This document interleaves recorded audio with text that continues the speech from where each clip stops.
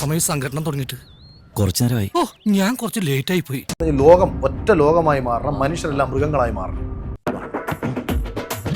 മർമ്മം നല്ല ഫോമിലാണല്ലോ.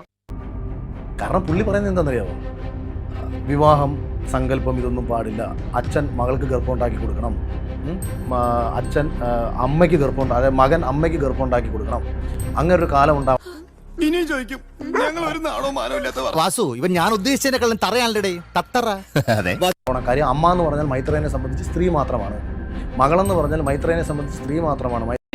ബോധം വേണം, ബോധം.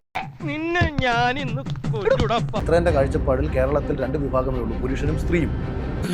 പ്രായത്തിന്റെ മോളെ പേടിക്കണ്ട, ഡോക്ടറെ കാണാം. പട്ടിക്ക് പൂജയ്ക്ക് കൊണ്ടുകൊടുക്കും. പട്ടിയും പൂജയും ആടും ഒക്കെ തന്നെ പിള്ളേരെ ഉണ്ടാക്കിയിട്ടിട്ട് അതേ അവരുമായിട്ട് രമിച്ച് അത് വീണ്ടും കുട്ടികളുണ്ടാക്കാൻ അവർക്ക് അറിയത്തില്ല, വിവേചന ശേഷിയില്ല. ബുദ്ധിയുള്ള സിംഗിൾ തല രാവണൻ സാറല്ലേ സാറേ. ഞാൻ പറയുന്നത് മൈത്രേൻ അങ്ങനെ ചെയ്ത് കാണിക്കണം. നമ്മളൊന്നും സമൂഹത്തോട് പറയുകയല്ല വേണ്ടത്, നമ്മളിത് ചെയ്ത് കാണിക്കണം. നടക്കുന്ന കാര്യം പോലും പറയണോ? അതൊന്നും ശരിയാവില്ല.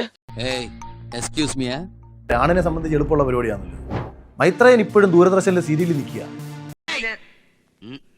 മൈത്രേൻ ബാലരമയൊക്കെ വായിക്കുന്നത് നിർത്തി ഈ മറ്റേ ദൂരദർശൻ കാണുക, പഴയ ദൂരദർശനിൽ നിന്നൊക്കെ ഇനി പുറത്തേക്ക് ചാടണം, ചാടി ഇപ്പുറത്ത് വരണം. അത് എനിക്കൊരു ഉപകാരം ചെയ്യൂ, പറ. നീ വാ പൊളിക്കരുത് പ്ലീസ്. ഇടഞ്ഞ ഞാൻ കൊല കൊമ്പനാ, കൊല കൊമ്പൻ. കൊലയില്ലാത്ത മനുഷ്യരെല്ലാം വ്യത്യസ്ത തലത്തിലാണെന്ന് തിരിച്ചറിയാതെ എല്ലാവരും എന്നെ പോലെ ചിന്തിക്കണം എന്ന് ചിന്തിക്കുന്നിടത്താണ് മൈത്രേന്റെ എന്നെ ഇതോട് കുത്തി കൊല്ലി. ഇപ്പം അദ്ദേഹം ജനകീയ കോടതിയിൽ വന്ന് ചർച്ചയ്ക്ക് ഇരുന്നു. ഒരു ഇച്ചിരി മയക്കുമരുന്ന് അടിച്ചിട്ട് വന്ന് ചർച്ചയ്ക്ക് ഇരിക്കാൻ ചോദിക്കും പുള്ളിയെടുത്ത്. ഹാഷ്മിയുടെ സ്ഥാനത്ത് ഞാനായിരുന്നെങ്കിൽ 15 മിനിറ്റ് കൊണ്ട് മൈത്രനെ അവിടുന്ന് പൂട്ടിക്കെട്ടി. തനിക്ക് പേടി തോന്നുന്നുണ്ടോ? ഏയ്, പേടി ഉണ്ടായിട്ടൊന്നുമല്ല. തടി കൂടിയത് കൊണ്ട് പഴയതുപോലെ ഓടാൻ പറ്റില്ല.